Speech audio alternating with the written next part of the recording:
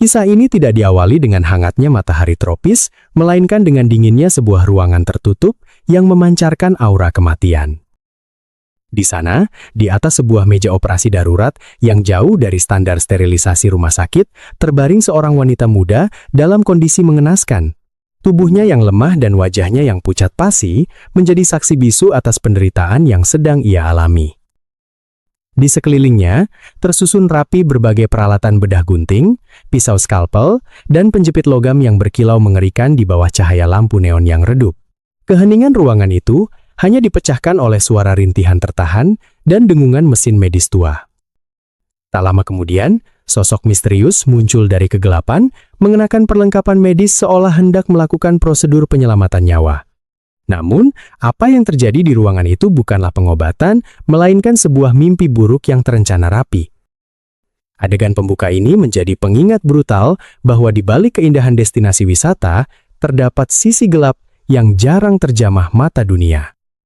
Sementara itu, di luar sana, dunia internasional sebenarnya sedang dilanda keresahan. Berbagai media massa gencar memberitakan tentang lonjakan kasus hilangnya turis asing di wilayah Brazil. Laporan demi laporan menumpuk, memaksa pihak berwenang mengeluarkan peringatan perjalanan tingkat tinggi bagi siapapun yang hendak berkunjung ke sana. Narasi tentang sindikat penculikan terorganisir yang mengincar pelancong muda terus didengungkan, namun seperti halnya jiwa muda yang haus petualangan, peringatan-peringatan tersebut seringkali dianggap angin lalu, tenggelam oleh hasrat untuk menjelajah tempat baru. Fokus cerita kemudian berpindah ke lanskap Brazil yang panas dan berdebu, di mana sebuah bus tua melaju kencang membelah jalanan tanah yang tidak rata. Di dalam kendaraan yang penuh sesak itu, sekelompok turis muda asal Amerika dan Eropa sedang menikmati perjalanan mereka, tanpa menyadari bahwa mereka sedang menuju ke titik nadir kehidupan mereka. Di antara para penumpang, terdapat Alex, seorang pemuda yang tampak selalu waspada, duduk di samping adik perempuannya, Bea, serta sahabat Bea yang bernama Amy. Turut bergabung dalam perjalanan nasib ini adalah dua pemuda Inggris, Finn dan Liam, serta seorang wanita pendiam bernama Prue yang lebih memilih tenggelam dalam halaman-halaman bukunya daripada berinteraksi dengan kekacauan di sekitarnya. Suasana di dalam bus jauh dari kata nyaman. Udara panas bercampur debu membuat perjalanan terasa menyiksa. Alex, yang sejak awal sudah merasa tidak tenang, mulai memperlihatkan kekesalannya terhadap cara mengemudi sang sopir yang dinilainya ugal-ugalan dan membahayakan nyawa. Namun, protes dalam hati Alex tak mampu menghentikan laju kendaraan. Ironisnya, di tengah ketegangan itu, Bea justru menemukan sebuah coretan spidol di belakang kursi depannya yang menyuratkan ucapan selamat datang di Brazil, sebuah sambutan yang kelak terasa sangat sarkastik mengingat nasib yang menanti mereka. Malapetaka itu akhirnya datang tak terelakkan. Sang sopir, yang emosinya terpancing oleh pengendara lain di jalan, memacu bus tua itu melampaui batas kemampuannya. Saat berusaha melakukan manuver menyalip yang ceroboh di tikungan tajam, ia dikejutkan oleh keberadaan pejalan kaki dan anak-anak yang bermain di jalur tersebut. Reaksi panik sang sopir yang membanting setir membuat bus kehilangan kendali. Kendaraan besar itu oleng hebat, miring ke arah jurang yang menganga di sisi jalan. Dalam detik-detik krusial yang menentukan hidup dan mati, insting bertahan hidup Alex mengambil alih. Ia segera menyadari bahaya fatal yang ada di depan mata dan menginstruksikan semua orang untuk segera meloloskan diri melalui jendela bus yang terbuka. Keputusan sepersekian detik itu terbukti menyelamatkan nyawa mereka. Tepat setelah penumpang terakhir berhasil melompat keluar ke tanah berdebu, bus tersebut tergelincir, jatuh berguling ke dalam jurang, dan hancur berkeping-keping di dasar lembah. Debu perlahan mereda, menyisakan sekelompok manusia yang terguncang hebat di pinggir jalan antah berantah.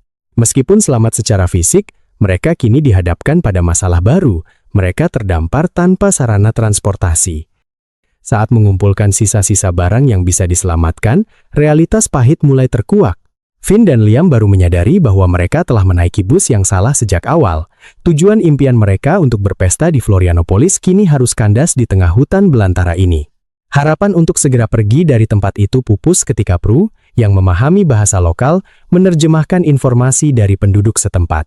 Bus pengganti menuju kota terdekat baru akan melintas 10 jam lagi, memaksa mereka untuk menunggu di tempat yang asing dan tidak bersahabat tersebut. Situasi semakin rumit ketika terjadi gesekan budaya yang berbahaya. Bea, dengan kenaifannya sebagai turis, memotret seorang anak kecil lokal yang ia anggap menarik. Tindakan sederhana ini memicu kemarahan yang meledak-ledak dari ayah sang anak. Pria itu bereaksi agresif, nyaris menyerang Bea sebelum akhirnya dilerai. Disinilah Prue menjelaskan latar belakang ketegangan tersebut. Warga desa hidup dalam ketakutan dan paranoia akibat rumor santer tentang penculikan anak oleh orang asing demi perdagangan organ tubuh. Informasi ini seharusnya menjadi peringatan keras bagi rombongan Alex, namun rasa lelah dan bosan membuat kewaspadaan mereka tumpul. Untuk membunuh waktu yang terasa lambat, dan demi menjauh dari tatapan bermusuhan warga desa, mereka memutuskan untuk mengikuti saran beberapa wanita lokal menuju sebuah pantai tersembunyi yang letaknya tak jauh dari sana. Harapan akan suasana santai, dan minuman dingin mengalahkan insting bahaya mereka. Perjalanan menembus jalan setapak hutan, akhirnya membawa mereka ke sebuah pemandangan yang memukau. Pantai pasir putih dengan air laut biru jernih terbentang di hadapan mereka, seolah menjadi oase di tengah kesialan hari itu. Di sana, suasana terasa jauh lebih hidup dan ramah. Sebuah bar kayu sederhana berdiri di tepi pantai, menyajikan musik, alkohol, dan tawa. Di tempat inilah, mereka bertemu dengan karakter-karakter yang akan mengubah jalan hidup mereka. Ada pasangan turis asal Swedia, Sven dan Amelia, yang dengan antusias menceritakan betapa indahnya tempat tersebut. Sven memuji keramahan penduduk, murahnya biaya hidup, dan kedamaian yang mereka rasakan selama 3 hari terakhir. Kesaksian Sven menjadi racun manis yang membuai kelompok Alex, membuat mereka merasa bahwa keputusan untuk bersantai di sana adalah langkah yang tepat. Mereka juga berkenalan dengan Kiko, seorang pemuda lokal yang tampil sangat bersahabat dan mengaku ingin melatih kemampuan bahasa Inggrisnya. Kiko dengan cepat membaur, menarik simpati para turis dengan pesonanya yang polos dan menyenangkan. Malam itu, kewaspadaan benar-benar ditinggalkan. Bar pantai berubah menjadi arena pesta yang liar.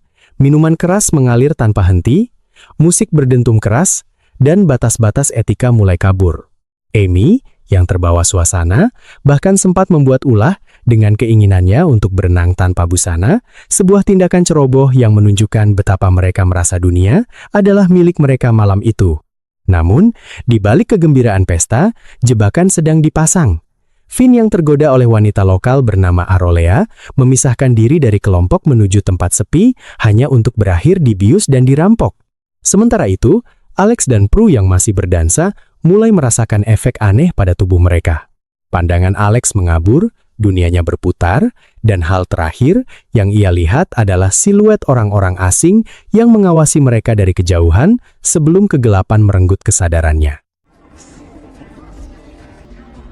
Cahaya pagi yang menyilaukan membangunkan mereka pada kenyataan yang brutal.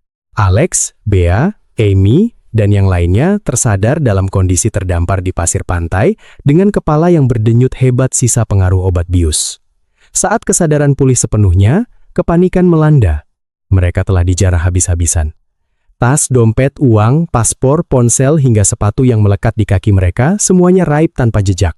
Mereka kini benar-benar telanjang secara identitas dan materi di negeri asing. Di sisi lain hutan, nasib yang jauh lebih tragis menimpa pasangan Swedia yang mereka temui semalam. Sven dan Amelia diculik dan diseret ke dalam hutan. Dalam upaya pelarian yang putus asa, Sven tewas dibunuh dengan kejam, sementara Amelia yang berlari ketakutan di tengah hutan harus meregang nyawa setelah terjatuh ke dalam jurang saat dikejar oleh para penculik. Kematian mereka menjadi pertanda bahwa para perampok ini tidak sekadar menginginkan harta, tetapi juga nyawa. Kelompok Alex yang putus asa mencoba kembali ke desa untuk mencari bantuan. Namun, situasi justru memburuk. Liam, yang emosinya tidak stabil, melihat seorang anak kecil mengenakan topi baseball miliknya yang dicuri. Tanpa pikir panjang, Liam mengejar dan menyerang anak itu, bahkan melemparinya dengan batu hingga terluka. Tindakan impulsif ini memicu kemarahan warga desa. Dalam sekejap, mereka dikepung oleh massa yang siap menghakimi. Di saat nyawa mereka berada di ujung tanduk, Kiko muncul bak pahlawan. Ia menenangkan warga dan membawa kelompok Alex menjauh dari kerumunan. Kiko menjelaskan bahwa polisi di daerah itu tidak bisa dipercaya, dan kemarahan warga desa bisa berakibat fatal. Ia menawarkan satu-satunya solusi, bersembunyi di rumah pamannya yang terpencil di tengah hutan sampai keadaan aman. Tanpa pilihan lain, dan dengan rasa percaya yang telah dibangun sebelumnya, mereka mengikuti Kiko masuk ke dalam mulut hutan belantara. Perjalanan menuju rumah Paman Kiko adalah ujian fisik dan mental yang berat. Mereka harus berjalan kaki, menembus hutan lebat tanpa alas kaki, melintasi medan berbatu dan sungai, sembari menahan lapar dan ketakutan. Ketegangan antar anggota kelompok pun memuncak. Finn terus-menerus menyalahkan Liam atas kekacauan di desa, meratapi nasib liburannya yang hancur berantakan. Mereka sempat berhenti di sebuah sungai dengan air terjun yang indah untuk beristirahat. Di sana, Kiko menunjukkan sebuah gua bawah air yang memukau, memberikan sedikit jeda dari teror yang mereka alami.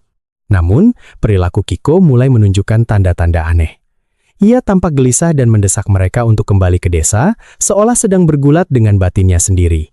Namun, teman-teman Alex yang sudah terlalu lelah menolak untuk berbalik arah. Tragedi kembali terjadi saat mereka hendak melanjutkan perjalanan. Kiko, yang mencoba melakukan lompatan indah ke sungai, mengalami kecelakaan fatal. Kepalanya menghantam batu di dasar sungai, membuat air di sekitarnya seketika berubah merah oleh darah. Cedera itu sangat parah, membuat Kiko sekarat. Dengan panik, Alex dan teman-temannya membopong tubuh Kiko menuju rumah pamannya yang ternyata tak jauh dari sana. Rumah itu adalah sebuah bangunan villa tua yang tampak terbengkalai, namun memiliki fasilitas yang lengkap secara mencurigakan. Sesampainya di dalam rumah, mereka melakukan upaya darurat untuk menyelamatkan nyawa Kiko. Finn, dengan nekat, menggunakan stapler kertas yang ia temukan untuk menjahit luka menganga di kepala Kiko demi menghentikan pendarahan. Tindakan medis yang kasar namun efektif itu berhasil membuat Kiko bertahan hidup untuk sementara waktu. Saat menyisir rumah untuk mencari persediaan, mereka menemukan hal-hal yang semakin memperkuat kecurigaan. Amy menemukan anjing yang terkurung dan gudang makanan, sementara Finn menemukan minuman beralkohol tua. Namun, penemuan Alex lah yang paling mengerikan. Di dalam sebuah laci terkunci yang berhasil ia buka, Alex menemukan tumpukan paspor dari berbagai negara Jepang, Jerman, Amerika beserta barang-barang pribadi lainnya. Ini adalah bukti tak terbantahkan bahwa rumah ini adalah tempat penampungan barang-barang milik korban sebelumnya. Mereka bukanlah tamu pertama, dan kemungkinan besar bukan pula yang terakhir. Malam itu, suara deru baling-baling helikopter memecah kesunyian hutan. Harapan mereka akan bantuan musnah seketika saat menyadari siapa yang datang. Pria yang turun dari helikopter bukanlah tim penyelamat, melainkan Dr. Zamora, sosok pemimpin sindikat yang kejam. Kiko, dengan perban stapler di kepalanya, mencoba memohon kepada pamannya untuk mengampuni nyawa teman-temannya, mengakui bahwa merekalah yang telah menyelamatkan hidupnya. Namun, hati Zamora telah lama mati. Ia menganggap Kiko lemah dan mengusirnya. Dalam sekejap, pasukan bersenjata Zamora melumpuhkan Alex dan kawan-kawannya. Alex yang mencoba melawan dengan pisau lipat kecil, langsung tumbang setelah menerima hantaman keras dan sabetan senjata tajam. Mimpi buruk yang sebenarnya dimulai di ruang operasi darurat milik Zamora. Alex, Bea, Liam, dan Prue dikurung dalam kandang besi layaknya hewan ternak, dipaksa menyaksikan nasib teman mereka. Amy dan Finn terikat di meja operasi. Dr. Zamora kemudian mengungkapkan motif di balik kekejamannya. Ia bukanlah kriminal biasa yang mencari uang semata. Ia memiliki ideologi bengkok bahwa negara-negara kaya telah lama mengeksploitasi sumber daya Brazil dan mencuri organ tubuh warga miskinnya. Zamora merasa dirinya adalah agen keadilan yang mengambil kembali apa yang menjadi hak rakyatnya. Ia memanen organ tubuh para turis kaya untuk didonorkan kepada pasien miskin di rumah sakit kota. Amy menjadi korban pertama dari kegilaan ini. Tanpa belas kasihan, Zamora membedah tubuh Amy, mengambil organ matanya, dan membiarkan gadis itu tewas di meja operasi di hadapan teman-temannya yang berteriak histeris. Kematian Amy menjadi pukulan telak yang menghancurkan mental mereka, sekaligus menjadi pemicu untuk berjuang hidup mati. Di tengah keputusasaan itu, Kiko yang didera rasa bersalah memutuskan untuk bertindak. Ia menyelinap masuk, membunuh penjaga, dan membebaskan Alex serta yang lain dari kandang. Namun, pelarian mereka tidak berjalan mulus. Liam bersikeras untuk kembali menyelamatkan Finn yang masih terikat di meja operasi, sementara Alex memerintahkan Bea dan Prue untuk lari menuju titik temu di air terjun. Kekacauan pecah di area rumah jagal tersebut. Alex dan Liam berhasil membebaskan Finn, namun mereka segera ketahuan oleh Jamoru, tangan kanan Zamora yang sadis. Dalam baku tembak yang terjadi, Finn tewas seketika setelah peluru menembus kepalanya saat mencoba memanjat keluar jendela. Liam, yang dipenuhi amarah dan dendam atas kematian temannya, menolak untuk lari. Ia memilih untuk menghadang Jamoru seorang diri, Sebuah keputusan berani yang berakhir dengan kematiannya sendiri setelah diterjang peluru. Hanya Alex yang berhasil lolos menyusul Bea dan Prue. Di tengah hutan, Bea menggunakan kecerdasannya untuk selamat. Saat dikejar oleh salah satu anak buah Zamora, ia bersembunyi di bawah pohon yang menjadi sarang semut api. Ia memancing pengejarnya mendekat hingga pria itu diserang oleh ribuan semut ganas, memberinya celah untuk melarikan diri. Alex, Bea, dan Prue akhirnya berkumpul kembali, namun mereka belum aman. Kiko, yang juga ikut melarikan diri, menyarankan agar mereka bersembunyi di gua bawah air. Di sana, ketegangan memuncak. Alex, yang sudah kehilangan kepercayaan pada siapapun, menyerang Kiko, menuduhnya sebagai dalang dari semua ini. Kiko, dalam keadaan terdesak, mengakui bahwa awalnya ia memang berniat menjebak mereka untuk dirampok, namun tidak menyangka pamannya akan bertindak sejauh ini. Momen pengakuan itu berakhir tragis ketika Kiko tewas tertembak oleh pengejar yang menyisir area sungai. Pertarungan terakhir terjadi di dalam gua yang gelap dan sempit. Alex, Bea, dan Prue menyelam, menahan napas menyusuri lorong-lorong air untuk menghindari kejaran Zamora dan Jamoru. Di dalam kegelapan gua, Alex berhasil membalikkan keadaan. Ia menyergap Zamora, menghantamkan batu ke kepala dokter gila itu berkali-kali hingga tak berdaya. Saat Jamoru muncul dan menodongkan senjata ke arah Alex, situasi tampak tamat. Namun, Jamoru yang menyaksikan kondisi bosnya yang sekarat dan menyedihkan, serta mungkin merasa muak dengan siklus kekerasan yang tak berujung, mengambil keputusan mengejutkan. Alih-alih membunuh Alex, ia justru menembak Zamora, mengakhiri hidup sang dokter psikopat. Jamoru kemudian menurunkan senjatanya dan membiarkan para penyintas pergi, memilih untuk tidak melanjutkan pembantaian itu. Cahaya matahari kembali menyapa Alex, Bea, dan Prue saat mereka keluar dari hutan dengan tubuh penuh luka dan jiwa yang terguncang. Ketakutan kembali menyergap saat mereka melihat sekelompok penduduk lokal mendekat. Namun prasangka mereka salah. Warga desa yang kali ini mereka temui justru memberikan pertolongan, merawat luka mereka, dan memberikan perlindungan, membuktikan bahwa tidak semua orang di sana adalah monster. Kisah ini ditutup dengan adegan di bandara, tempat Alex, Bea, dan Prue menunggu penerbangan pulang. Mereka duduk dalam diam, tatapan mata mereka kosong, menanggung beban trauma yang tak akan pernah hilang. Di dekat mereka, terdengar percakapan sekelompok turis lain yang sedang memperdebatkan apakah akan naik bus atau pesawat untuk petualangan mereka selanjutnya. Mendengar hal itu, Alex menoleh perlahan.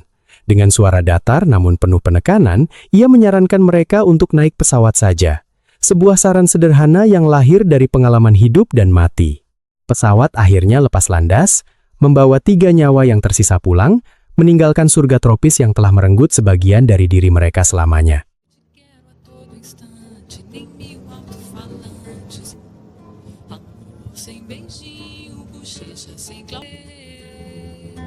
Circo sem palhaço, nasci sem você.